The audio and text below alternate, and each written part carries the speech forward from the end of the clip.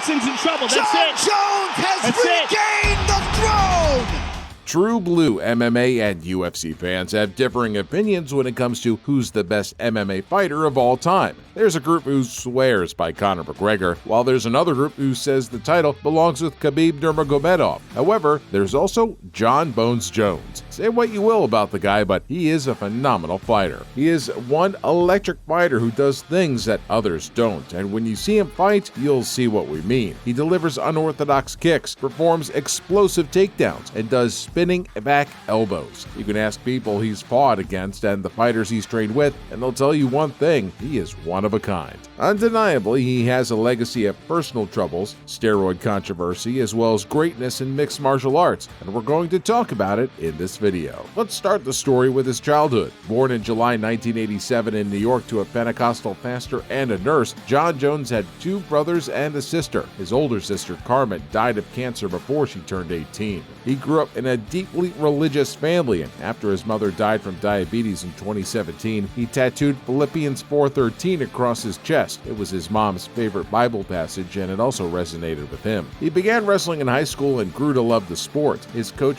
pushed him to continue wrestling and put the idea in Jon's mind that if he was good enough, he could get a free education. That's exactly what happened. Jon Jones got a full college scholarship because of his wrestling skills. However, things didn't go according to plan, and he dropped out of college. In life, sometimes your plans don't come to fruition, and that's exactly what happened with Jones. He was wrestling and studying at the same time. However, his college sweetheart, Jessie, got pregnant. He had to choose between staying in college and going to New York to take care of his family. He chose the latter, and to support his family, he worked as a bouncer. Because he no longer studied, he had more time to devote to his passion, MMA. He wasn't making enough money to support his family, so he walked into the Bomb Squad training facility with the mission of making money as a fighter. Although he had no training in striking and formal submission, he won his first MMA fight against Brad Bernard just a week after training in April 2008. Amazingly, he won by TKO against his opponent. The UFC later picked him up, and although he was already impressive before he debuted in the octagon, he felt like an underdog. He gave off an air of confidence, and other people even labeled him as cocky. He began doubting himself before his fight with Andre Gusmao because Gusmao had pedigree and had a famous trainer in his corner. On the other hand, Jones had no one notable in his corner. He actually considered himself to be the inferior. He was only a replacement fighter who was given 2 weeks' notice, but he beat Gusmao via unanimous decision at UFC 87.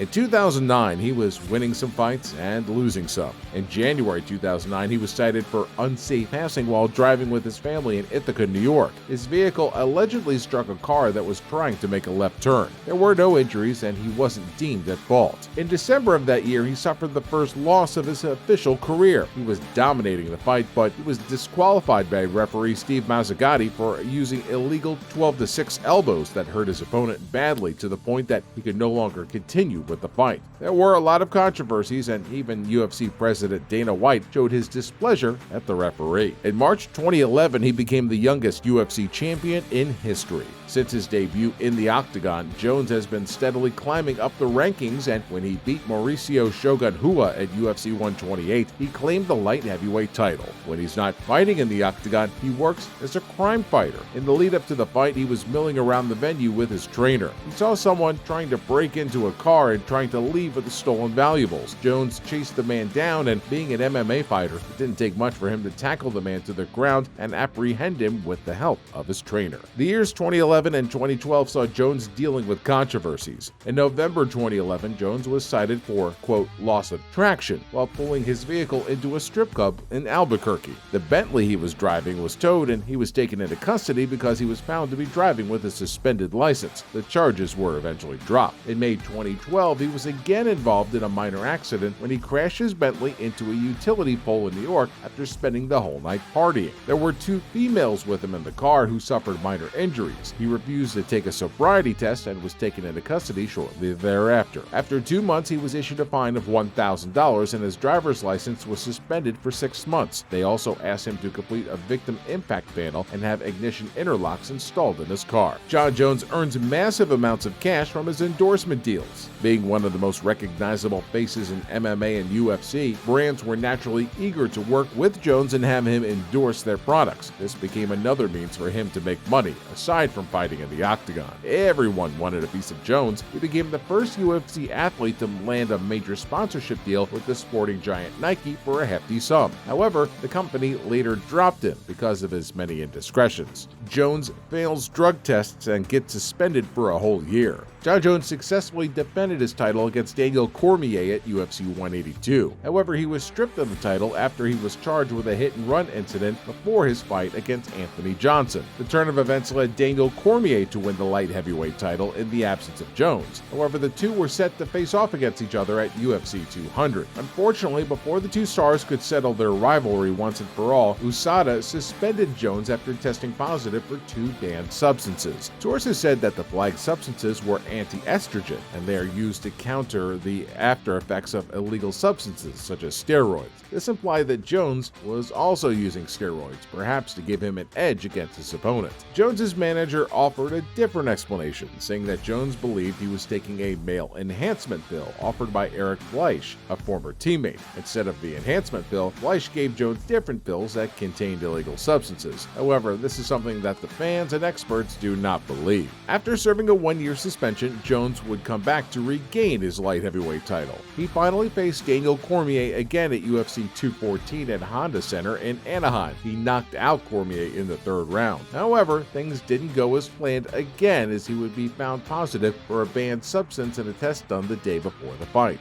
Although there were no problems found in a post-fight blood test screening on July 29th, he failed a urine test administered on July 28th before the fight took place. The fighter was flagged for turinabol, which was found in his urine. Since it was already the 2nd time he failed a drug test by USADA, he was given more severe punishment. This time he faced a 4-year ban from MMA. Because Jones passed every test leading to the mega fight except one, the suspension was later shortened to 15 months. Jones claimed that he wasn't aware of how the illegal substances got into his system. He even submitted a list of all the dietary supplements that he'd been taking leading up to the fight, and none of them were found to contain any banned substances. After a thorough investigation, he was found not guilty of intentionally cheating, and his suspension was later revised to 18 months. He was expected to make his much-anticipated return to the octagon against Alexander Gustafsson at UFC 232. Jones put on a dominating performance, and although he won, the event was overshadowed by the controversies about his failed drug test before the fight. The New York State Athletic Commission did not license Jones to fight in Las Vegas, hence the venue had to be changed to Los Angeles on short notice. This time, Jones tested positive for the same metabolite that got him in trouble at UFC 214. As per the investigation, Jones did not re-ingest the banned substance, but rather there were still trace amounts in his body. Unlike the first 2 times, Jones did not get suspended this time. He pulled off another record-setting win when he beat Dominic Reyes by unanimous decision in February 2020. When the result was read, the crowd was not pleased, and as the bell rang, each man raised his arms, believing he had won the fight.